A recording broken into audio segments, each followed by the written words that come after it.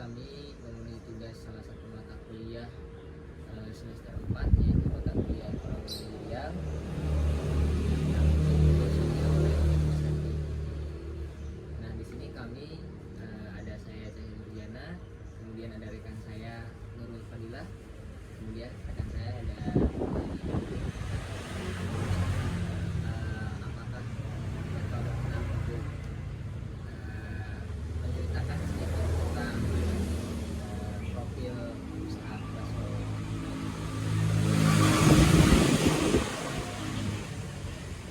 Ya sebenarnya sih itu kalau usaha ini usaha bakso udah lama, cuman dulu mah dipegang sama bapak. Nah, dari tahun 92 kalau nggak salah.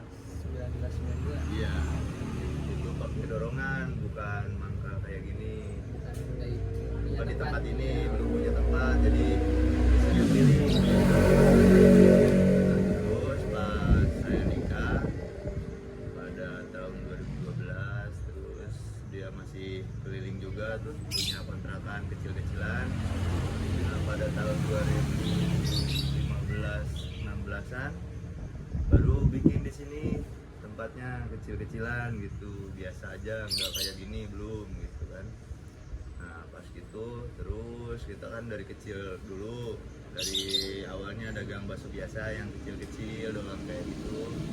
Terus ada lagi ide baru yaitu bakso beranak waktu itu yang sempet rame juga kan. Nah, setelah itu beberapa tahun kemudian, ada setahun lebih lah, udah mulai sepi. Nah kita bikin lagi inovasi baru, jadi bakso buntel yang isinya iga sapi itu. Rame juga itu, sempat viral juga. Dan kita yang pertama kali bakso iga tuh di sini, yang lain belum pada ada. Terus dari situ kita coba inovasi baru lagi, ada bakso sapi juga, ada bakso lobster waktu itu kan. Sampai sekarang mah udah agak langka lobsternya, jadi udah yang bikin gitu, seperti itu. Berarti dulu tuh pertama itu dari keliling dulu ya Pak? Iya, cuman bukan saya, mertua saya yang di pengembangannya gitu. Saya masih belum terjun ke bakso. Saya terjunnya dari tahun 2015-16an. Dari awal pertama di Pertama di sini aja, saya nggak keliling dulu, langsung di sini. Berarti awal ya Pak? Iya, kalau dari awal itu dari keliling dulu. Keliling terus. Nah kalau tempat di sini awalnya itu dari tanah. Kita punya orang tua saya, tadinya sih mau dibikin parkiran motor buat anak sekolah. Oh iya. Pertamanya mah ini kan dekat tuh sama SMP. Nah terus mertua saya bilang sambil jualan bakso aja gitu. Ya udah nggak apa-apa sob. Nah jualan akhirnya dari kecil-kecilan dulu kayak gitu. Jadi nggak langsung kayak gini, dari awalnya keliling dulu. Untuk proses produksinya itu Pak, di sini berapa karyawannya berapa? Karyawan produksi apa karyawan semuanya? Semuanya kalau masuk semua ada 15 kalau masuk semua, cuman kalau hari biasa mah gantian liburnya. Paling kalau masuk semua hari libur gitu masukin semua, soalnya kan masih ada anak sekolah yang kerjanya bantu-bantuin gitu. Ada sekarang udah masuk pada sekolah, Kalau yang kalau libur buat, baru masuk. kalau yang buat produksi baksonya Produksi mah 2 orang. dari sini di sini juga. Iya di sini. Kalau giling kita di pasar Cikampek. Jadi nyampe sini udah jadi adonan, Ada baksonya tinggal dicetak aja. berarti itu kalau ada alat cetakannya ada Nggak ada di sini mah. Soalnya kalau buat kecil mah emang ada mesinnya. Cuman kita kan fokusnya ke bakso yang gede, yang varian. jadi Susah kalau pakai mesin. secara manual. Berarti kalau itu kan produksinya mah mesti manual gitu ya. Nah, Kalau dari segi pemasaran mah berarti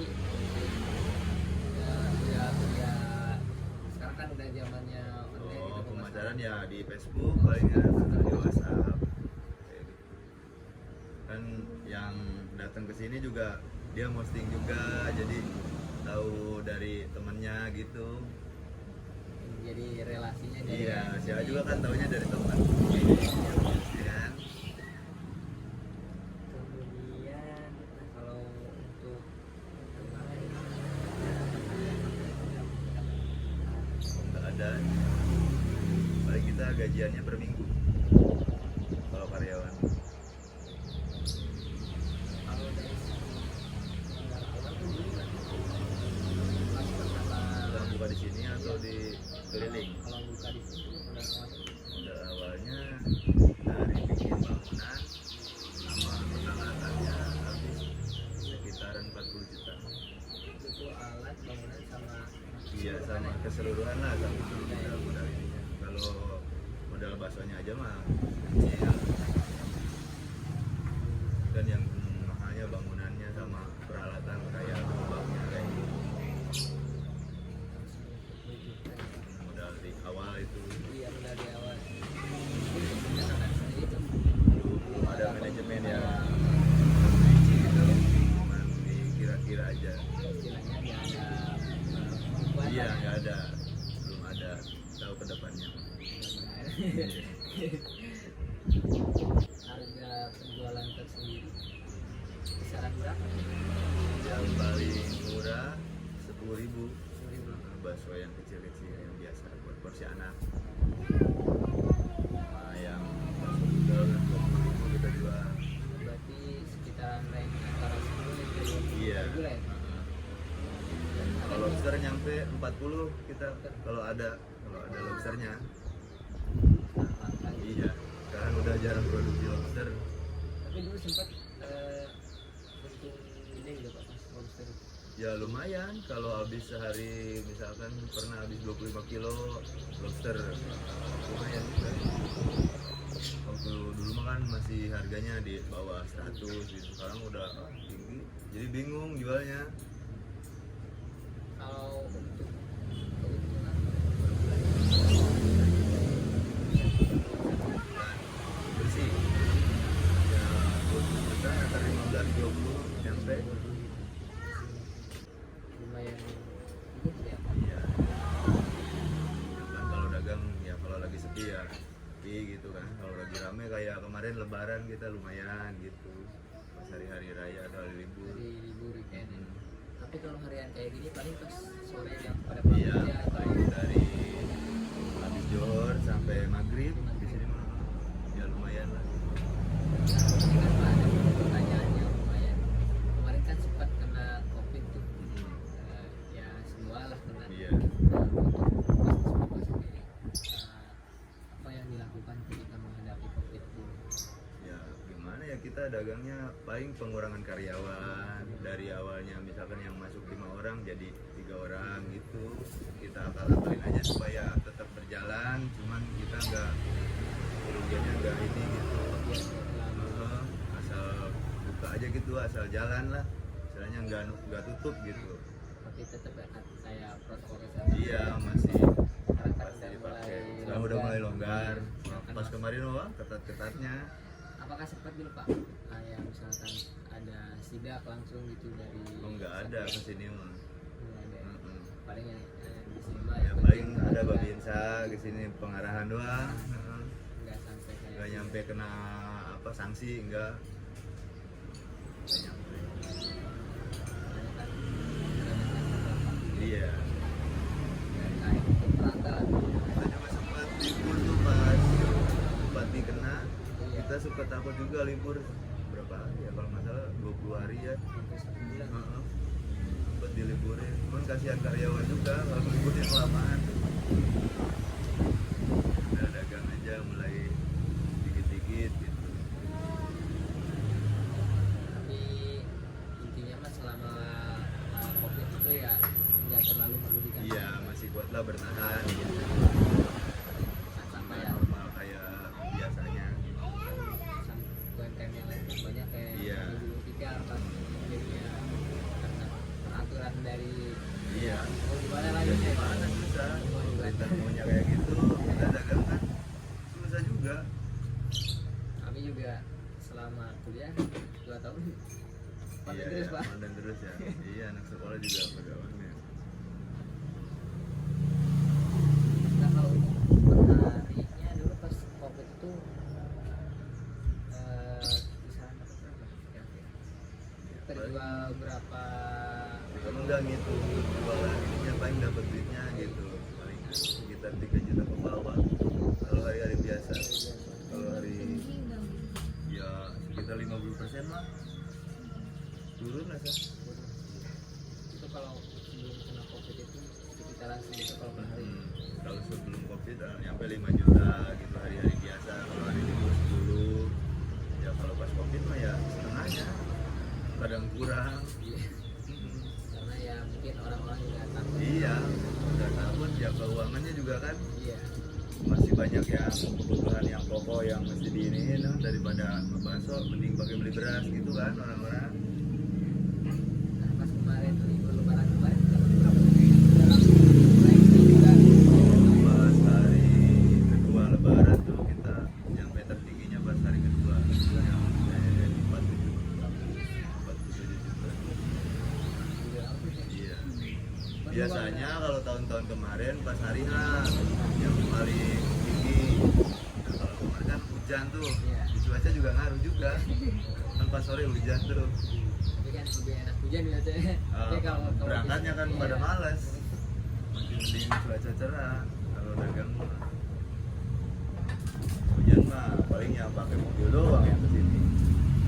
Terus pada malas. Nanti paling tinggi itu kadang kemarin pas lebaran. Iya paling tinggi. Kalau tahun-tahun sebelumnya lebih apa Enggak, kurang-kurang dari yang kurang. Kalau kemarin-kemarin mah enggak segitu, enggak nyampe segitu. Ya alhamdulillah tahun kemarin. Iya ada penaikan lah sedikit. Sekarang mah berarti kalau hari biasa normal berarti. Iya. Kayak pendapatan juga pendapatan Mm-mm. normal. Normal. Enggak kayak minggu kemarin.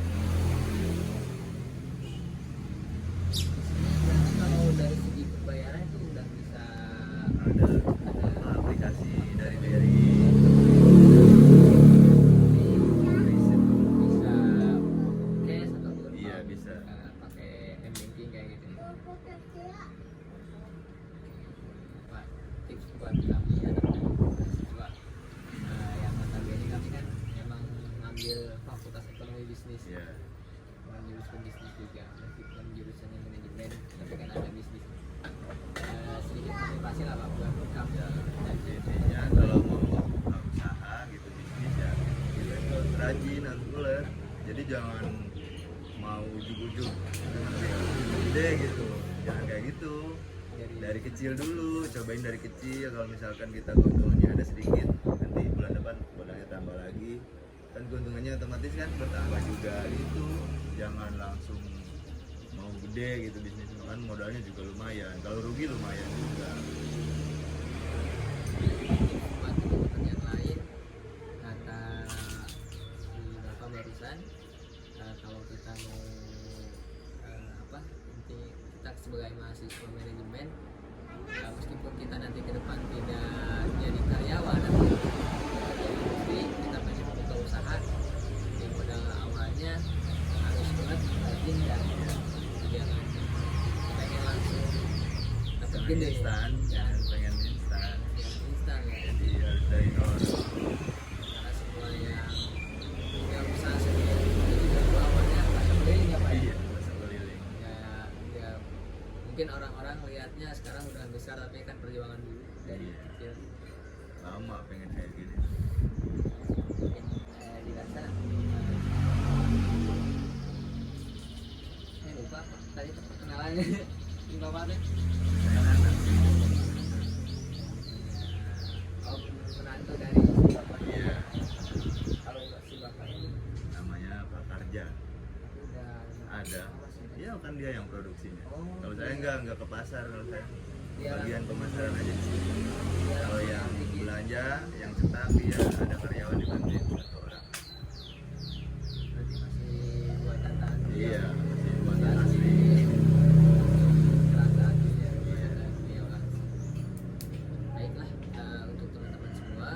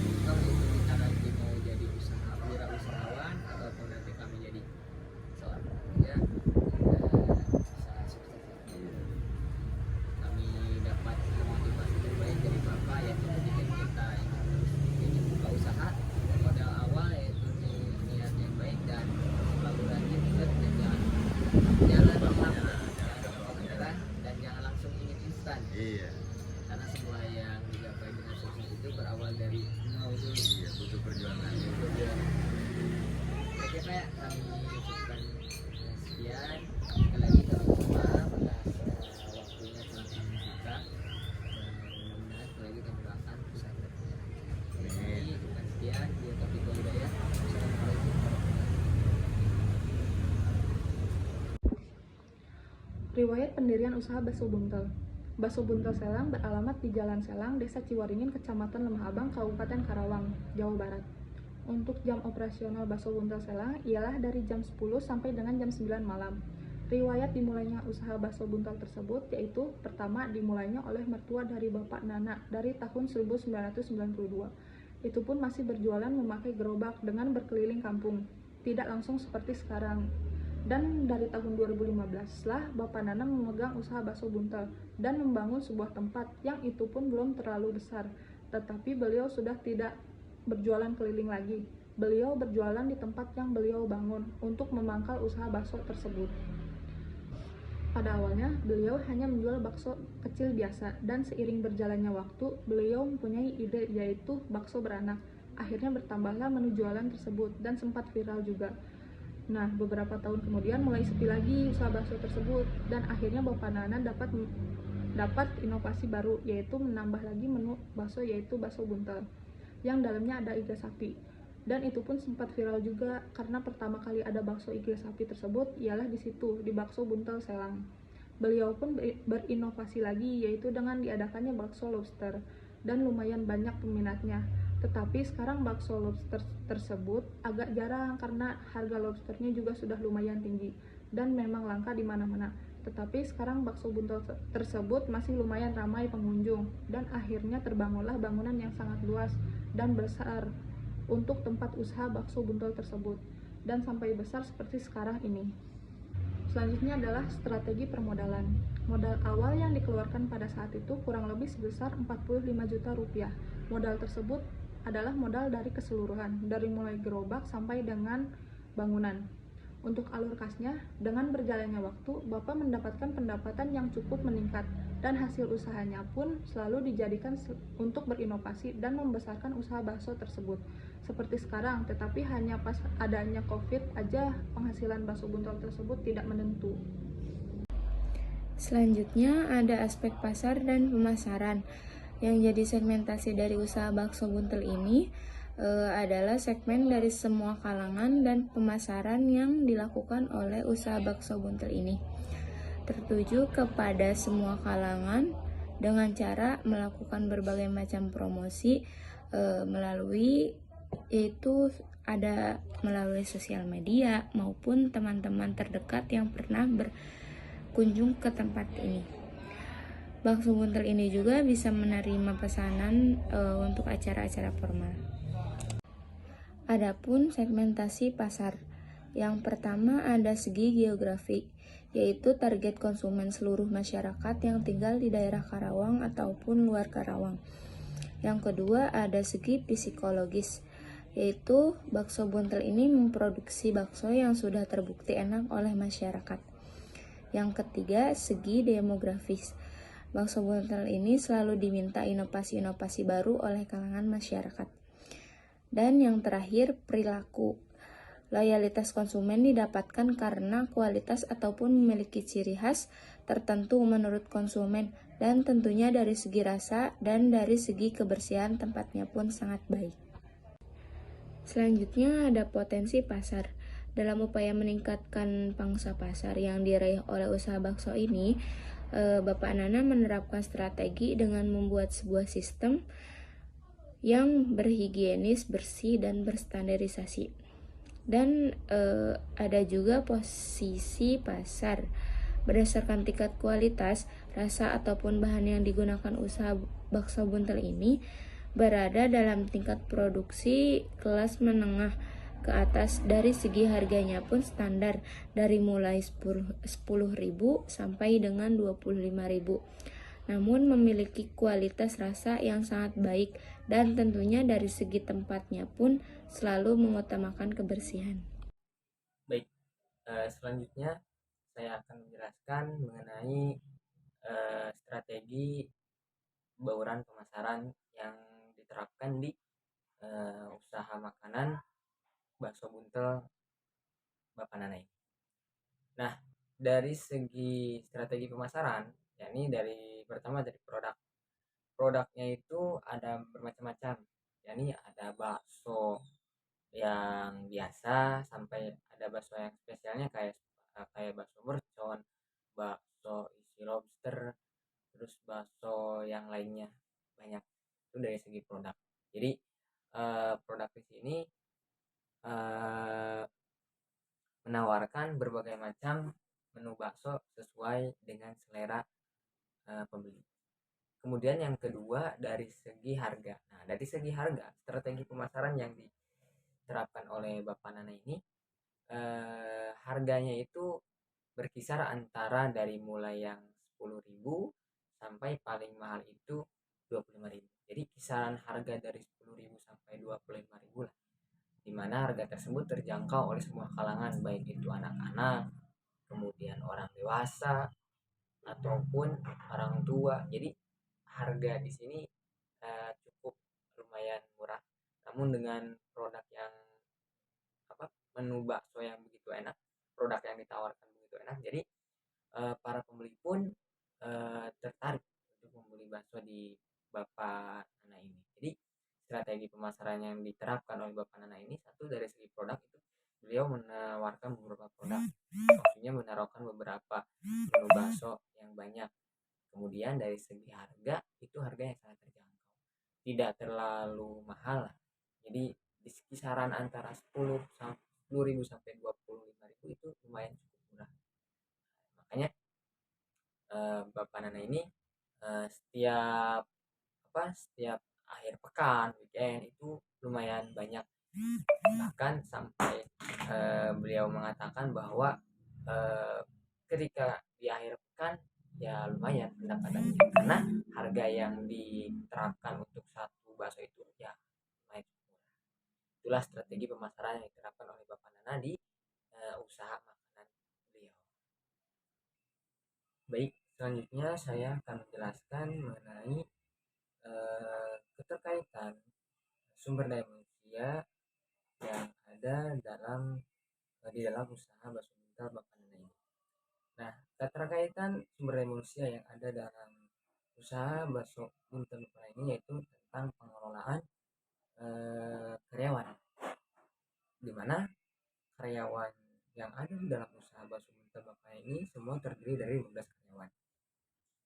Dan dari 15 karyawan itu ada 2 orang sebagai pembuat bakso. Nah, 15 karyawan itu ya termasuk dengan Bapak Nana. Nah, Bapak Nana sendiri dan mertuanya sendiri yang dulu pertama kali menjualan bakso dengan keliling kayak gerobak. Nah, jadi dari dulu dari awal mula mertuanya berjualan bakso secara keliling sampai sekarang dipegang oleh Bapak Nana menantunya. Jadi beliau ini, mertua Bapak Nana ini adalah sebagai pembuat baksonya. Jadi dari 15 karyawan itu salah satunya adalah mertua Bapak Nananya sendiri dan Bapak Nana sendiri.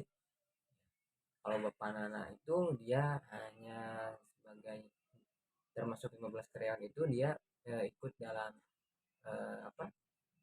memberikan pelayanan kepada para pembeli ya, yang akan mencicipi baksonya di tempat usaha beliau. Kalau mertuanya itu dia yang membuat bakso. Jadi dari total 15 karyawan itu ya ini Bapak Nananya sendiri dan mertuanya. Kemudian sisanya ada yang di kasir, ada yang di pembuatan kayak melayani pelayan, itu dalam keterkaitan dengan sumber daya manusianya. Kemudian mengenai tentang proses produksi. Nah, proses produksi ini ya di situ kan di slide dijelaskan ada siklus produksi. Nah, dari paparan Bapak Nana beliau menjelaskan bahwa proses produksi di sini itu masih manual, di mana daging yang untuk dibuat daging yang akan dibuat menjadi bakso itu dia beli dari Cikampek yang sudah digiling, daging yang sudah digiling, kemudian dia beli dari Cikampek. Nah, kemudian diproses peracikan dengan bumbu dan yang lainnya itu di tempat beliau oleh mertuanya sendiri ya, yang dulu pertama kali berjualan bakso. Jadi dia itu membeli daging yang sudah digiling di Cikampek ya, tempat pembuatan penggilingan daging untuk dijadikan bakso. Kemudian dia beli, nah di rumah dia kasihkan ke mertuanya. Nah, mertuanya yang meracik bumbu untuk dijadikan bakso. Kemudian dibentuklah baksonya secara manual ya. Baik itu ada yang gede, ada yang kecil, bahkan ada yang baksonya yang berisi kayak dulu kayak lobster, terus bakso mercon yang dalamnya, ya itu semua diracik oleh mertuanya sendiri. Orang yang pertama kali berjualan bakso sebelum menetap. Nah, sampai sekarang beliau yang masih meracik baksonya, membuat baksonya ya. Nah, dalam proses produksi itu ya beliau mertuanya yang membuat baksonya, kemudian dibentuklah sedemikian rupa, ada yang kecil ada yang besar, kemudian ditiriskan, disimpan, kemudian siap untuk nanti dimasak lagi dan disajikan kepada para pembeli. Itu sekilas mengenai tentang keterkaitan sumber daya manusia yang ada di usaha bakso buntel Bapak Nana dan bagaimana proses produksi yang ada di usaha makanan bakso buntel Bapak Nana. Baik, itulah penjelasan dari kami kelompok 12 yang mengambil objek untuk dijadikan target kunjungan industri kami, yakni UMKM usaha makanan bakso buntel Bapak Nana yang ada di Serang, yaitu di Kecamatan Mahal. Baiklah, itulah yang bisa kami paparkan. Kurang lebihnya mohon maaf. Mudah-mudahan apa saja yang telah kami paparkan tadi, dari mulai pendirian, profil, bahkan sampai yang barusan keterkaitan pemasaran, keterkaitan keuangan, keterkaitan sumber daya manusia, mudah-mudahan dapat bermanfaat khususnya bagi kami dan umumnya bagi semua para penonton yang menonton cuplikan video ini. Akhir kata dari saya dan mewakili semua teman-teman mengucapkan banyak-banyak terima kasih dan mohon maaf apabila dalam pemaparan materi yang telah kami sampaikan banyak sekali kesilapan dan kesalahan. Akhirul kata, bila itu hidayah, wassalamualaikum warahmatullahi wabarakatuh.